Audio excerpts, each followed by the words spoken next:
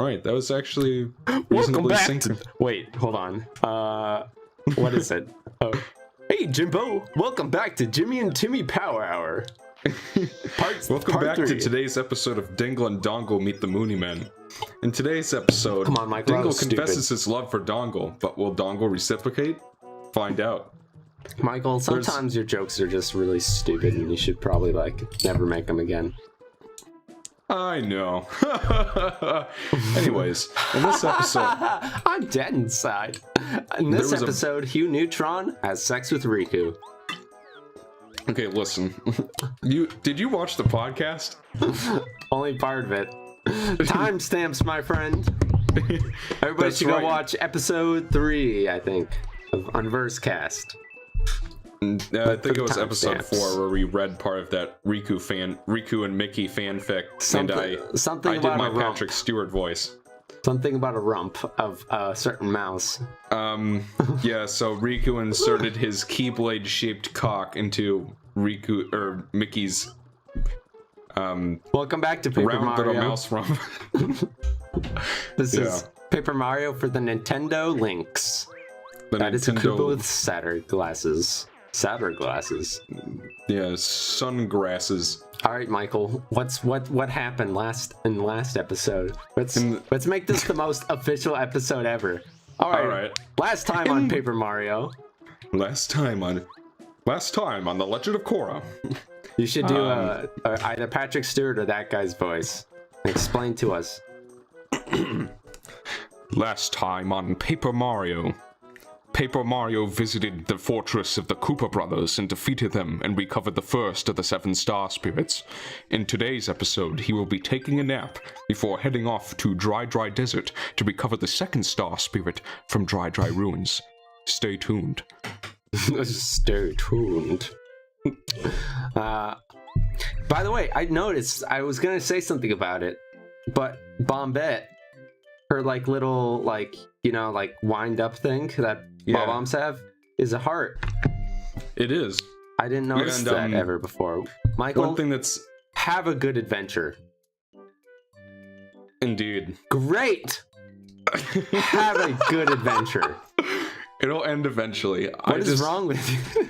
See, when I edit these raws, I do it in 4 times speed. Yeah. So I guess I didn't realize that how was a long time. I mean, I did some.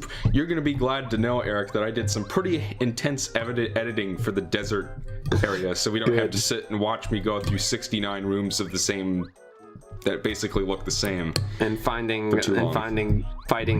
bandits and pokies constantly. Spoiler warning. Yeah, there's pokies in the desert in Mario. So, one thing I will be doing between chapters is... I got attacked. But, there are a bunch of things you can do in between chapters. You know that billboard... Oinks! Well, before we talk about that, we've got You can buy little oinks at the Little Oink Center. You know what? I don't think I've done any...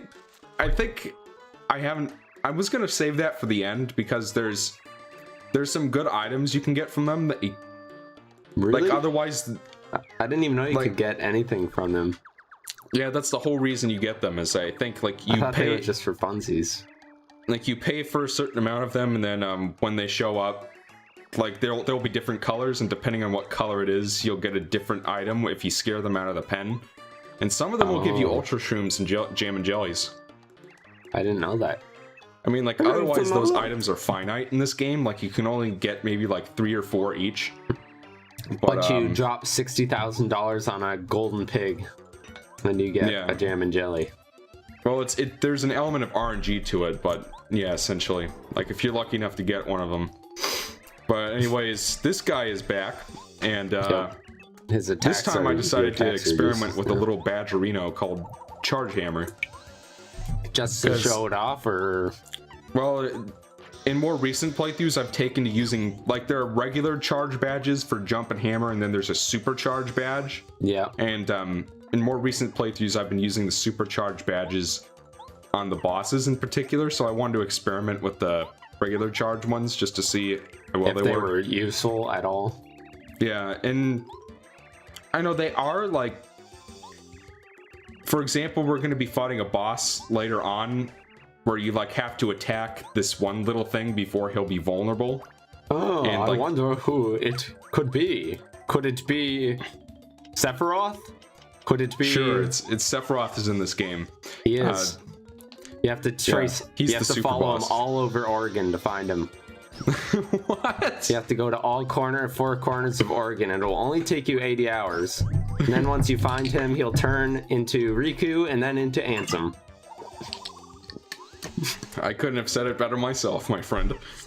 I know that the Ultra Super Mega fucking Charge badge. That's how they that's how speedrunners deal with most, if not all, like, I don't know. I only caught like the awesome games done quick. Yeah, you see right there, I did 5 damage on Junior Troopa using the charge. Only thing is that, well, I guess like in the net, like I did more damage over those 3 or so turns than I would if I just used the regular hammer. But like the thing about the regular charge is that it only increases. Oh, by the way, I love doing this to him. Yeah, I do. I wonder what you're gonna do. Well, I guess I used the field tattle on him first. Yeah. Before we break out the SFX. Yeah. Speaking of which, Eric, don't worry. I'm gonna get every single one of those SFX don't badges. worry, we've already established that, and I've already. I just wanted voiced to my remind opinion. you so that you can sleep well at night. But yeah, you can. Oh, Yeah. God. What? That was. Ooh. Gonna have to edit that one down a little bit. It's Twonk. Yep. Twonkle, the super straw is back here to. So that's kind of like in the second game. I like how Peach fast his can- mouse, or not his mouse, his mouth moves when he's not talking. Yeah, it's like his mouth is quivering or something. No, he's That's just that weird. happy. I can't stop looking at it now. Fuck you, Eric. Hold on. I'm gonna try to think of. I'm gonna do my best, since this is a game that's very close to you and you play a lot. I'm gonna try to find like subliminal things like that you won't be able to unsee in the future. Like how Eggman's face on the cover of Sonic 2 looks.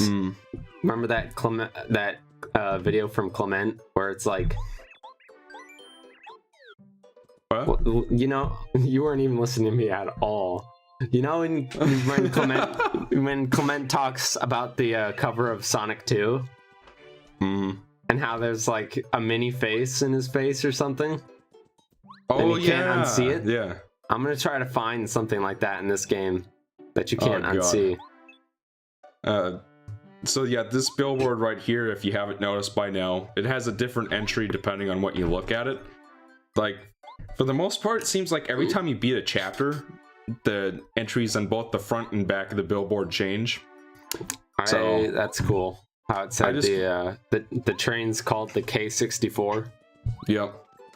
So Kraven 64. So it just gives a little flavor to the game, I found, and it's like it's an LP. Can we talk about this guy's hat? Yeah, it looks like Waluigi's hat. Yeah. I wonder if there's a reason for that. I'm not sure. Like, he's supposed to be like the postman, the postmaster. Chief Postmaster J. Yeah. McFly. And here's where you can essentially you can get letters from some of the characters you've met addressed to your partners. A lot of people like to criticize Paper, or at least a lot of people say that they preferred Thousand Year Door because they thought the partners were more fleshed out. I don't think those people read the letters. Oh. Because that does a lot to sort of flesh out some of the stuff you may not have known about Goombario or Cooper. I mean, obviously some partners in this game are better than others, but like here we learn that Cooper has a mom, apparently, and that she's friends with Professor Colorado's wife. Huh. And so... Well, I mean, I guess the big difference between Thousand Year Door and this game is that in Thousand Year Door, the characters are like explicitly fleshed out in the game. Fleshed out? Yeah. You know what I mean. All right, now here we got the bad shot. What are those things? Are they supposed to be like the Monty Moles or like something? I always thought that they were the Rexes. They do kind of look like Rexes. That's always what I thought they looked like. But anyways, we got a little special something here. Oh my god! Hold on. Spin. Wait a minute. And the best part is that Eric can't edit that out because it's already in the raw. What is that? Speedy spin makes the game so much faster. Yeah. So look, well, I'm gonna equip it right now, but you're gonna see. One of the reasons why I prefer this game over 1,000 Year Door is because of this right here. This game is so much faster because of this right here. Speedy spin brings up the pacing tremendously. It's you know what's funny about Speedy spin are people cannot come unless if they played this game and agree with you. Cannot understand your love for this badge. This is the if you know Symphony of the Night. Yeah, the backdash. Yeah, the backdash. It feels to me like the equivalent of that. Like, you know how some people get annoyed by people who backdash their way through Symphony of the Night? Yeah. For some reason, and it's pretty that's irrational. a parallel I never drew before. To me, it's like that. I love backdashing in Symphony of the Night, and I don't get why some people are annoyed by it. But then I think about Speedy Spin and watching Michael play this game and constantly Speedy spinning all over the place. So, are you going to talk about that chest, or are you going to talk about that later? We'll be seeing more of that probably in part 12. My estimate is correct. If my math is correct, and it always is. But it always is. But it's like in 1,000 Year Door, they took the spin dash out, so you can't spin anymore. So it's worse. What they did to replace it was they added a spoiler alert, a Yoshi partner that you can ride, and then that's much faster, approximately about as fast as the Speedy spin. But the thing about that is that you constantly have to swap it out for the Yoshi if you want to go faster, instead of just being able to press a button all the time, you know? Yeah. So I prefer the Speedy spin, but I guess having the Yoshi is better than having nothing at all. So there is an equivalent. There's kind of a similar thing with how they handle star pieces in this game between the games. Like in this game, there's a badge that will flash if there's a star piece in the room, whereas in 1,000 Year Door, you have to get a partner whose ability is to sniff out where the star pieces and badges are, which works, but you have to remember to use it. Whereas all I can think of badge is automatic. Is for some reason Yoshi's story.